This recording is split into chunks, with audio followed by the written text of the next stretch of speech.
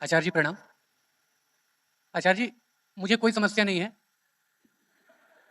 और मुझे इसी बात से समस्या है। मैं लगभग आपको 3 साल से सुन रहा हूँ। बदलाव बहुत है।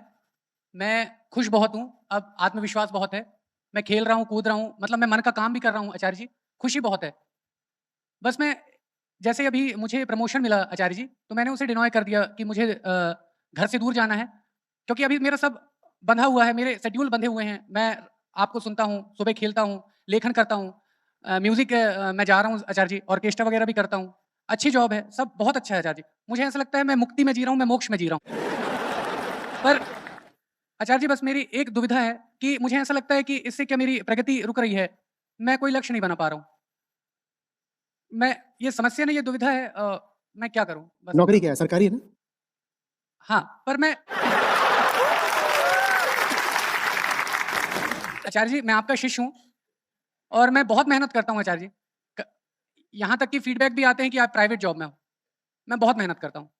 बस मैं खुश बहुत हूँ, बस दुविधा यही है कि क्या मेरी प्रगति रुक रही है इससे? मैं बस इतना मैं द्वंद में हूँ ऐसा, बस।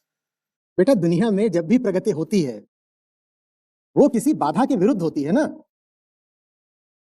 आप पहाड़ चढ़ते हो, उसे बोलते हो आरोहण है, एसेंशन प्रगति है, क्योंकि आप गुरुत्वाकर्षण के विरुद्ध जा रहे हो।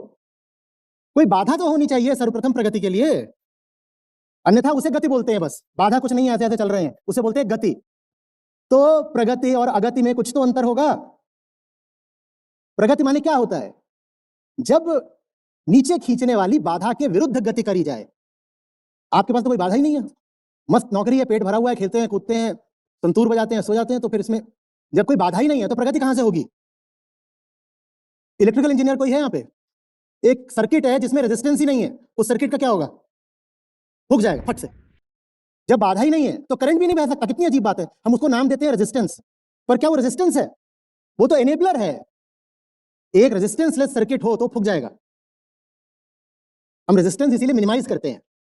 इलेक्ट्रॉनिक्स जीरो रेजिस्टेंस की जो अवस्था होगी वो बड़ी गड़बड़ होती है। मिनिमाइज तो हम करना चाहते हैं ताकि लॉसेस ना हो, पर जीरो रेजिस्टेंस। इसी तरीके से हम इस पे चलते हैं, हम बोलते हैं फ्रिक्शन है। हाँ, फ्रिक्शन तो गड़बड़ चीज है, पर फ्रिक्शन ना हो तो मैं गिर पड़ूंगा। फ्रिक्शन ना हो तो आप खड़े क्या, आप बैठे भी नहीं रह सकते, आप गिर जाओगे, सोफे से भी गिर जाओगे बैठे बैठे। बाधा कहाँ है? बाधा तो होनी चाहिए, तब तो प्रगति होगी।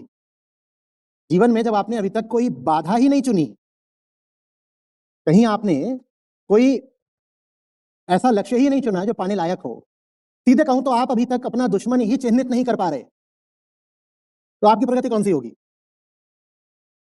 ऐसे ऐसे करिए, करिए, यही माइक पहन, माइक पकड़ के करिए ऐसे बार बार। इधर भी डंबल्स कर रहे हैं, बाइसेप्स बन जाएंगी। क्यों है ऐसे ही तो कर रहे हो, ऐसे ही तो करते हैं सब। करो, माइक पकड़ के करो ना। बन गई? क्यों? क्यों नहीं बनी? कोई बाधा नहीं है, हाथ में बाधा पकड़नी पड़ती है, तब ऐसे करने से कुछ होता है यहाँ पे।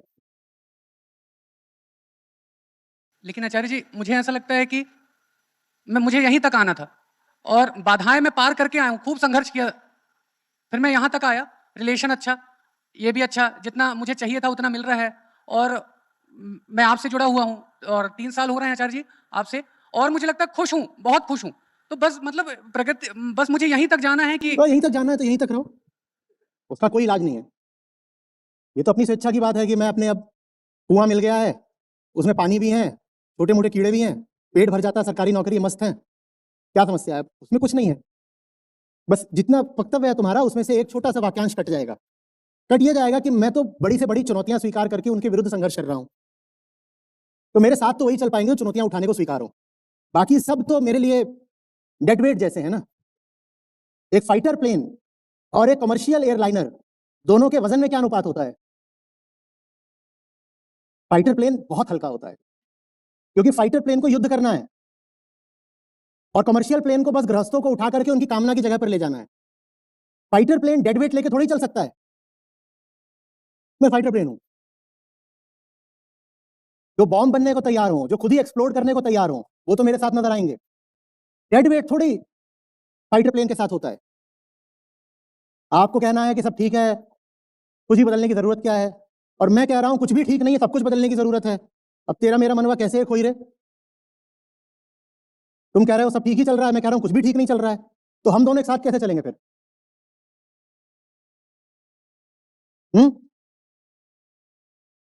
तुमको चलना है अधिक से अधिक 700 की रफ्तार पर, मुझको चलना है मार्क 3 पर, हम साथ कैसे चलेंगे बताओ? पढ़ते हो दुनिया में क्या चल रहा है? सब ठीक है, मुझे यहीं तक आना था, आगे जाना नहीं है। पढ़ते हो दुनिया में क्या चल रहा है, या बस अपना पेट भर गया तो संतुष्ट हो?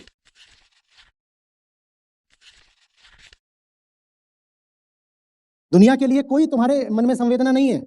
पेट तो मेरा भी भरा हुआ था। आप जिस सरकारी नौकरी में हो गए उससे ऊपर की मेरे पास थी, तो मैंने क्यों नहीं कह दिया कि मेरा भी सब अच्छा ही चल रहा है, मुझे क्यों बाहर जाकर के आफत मोल लेनी है, संघर्ष करना है? कुछ करुणा, कुछ संवेदना, कुछ सेंसिटिविटी है दुनिया के लिए कि नहीं है? या बस ये कहोगे कि मेरा सब ठीक चल रहा है? या मैं अपने व्यक्तिगत घर के लिए संघर्ष कर रहा हूं? मेरे 4 छोटे छोटे बच्चे हैं, मुझे उनके लिए कुछ वसीयत विरासत छोड़ के जानी है, तो उनके लिए पैसा इकट्ठा कर रहा हूं। मैं ये जो कुछ कर रहा हूं किसके लिए कर रहा हूं?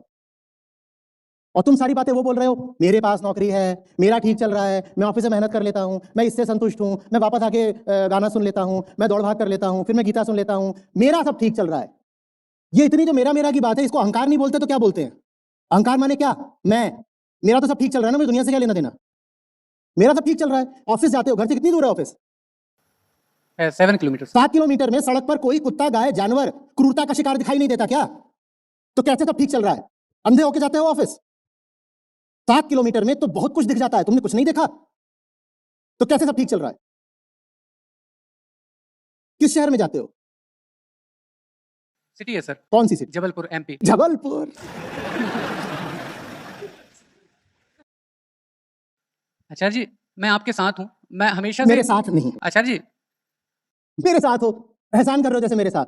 मैं कैसे मेरे साथ हो लोगे? इतना सस्ता है, कैसे साथ हो? हर चीज में लोगों को हर चीज में कैसे साथ हो? तुम तो ऑफिस जाते हो, जॉब करते हो, वापस आते हो, खाना खाते हो, संगीत सुनते हो, व्यायाम करते हो, सो जाते हो, मेरे साथ कैसे हो? मेरे साथ कैसे हो बताओ?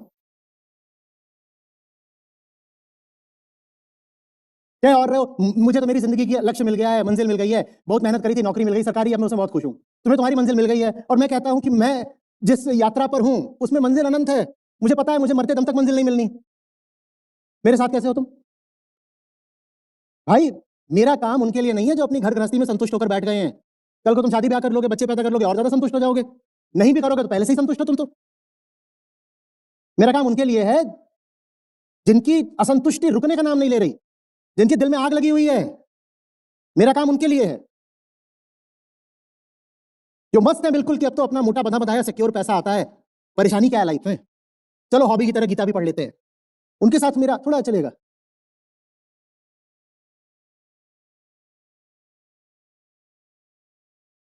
मुझे एक पल का चैन नहीं, और तुम्हें कहीं बेचैनी नहीं। तुम मेरे साथ कैसे हो बताओ? मैं तो अभी आधे घंटे का ब्रेक भी हुआ था, उसमें भी काम कर रहा था। मुझे एक पल का चैन नहीं है, तुम कह रहे हो मुझे कोई बेचैनी, कोई समस्या नहीं है, हम दोनों एक साथ कैसे हैं बताओ? यही जवाब लेने आया था आचार्य जी।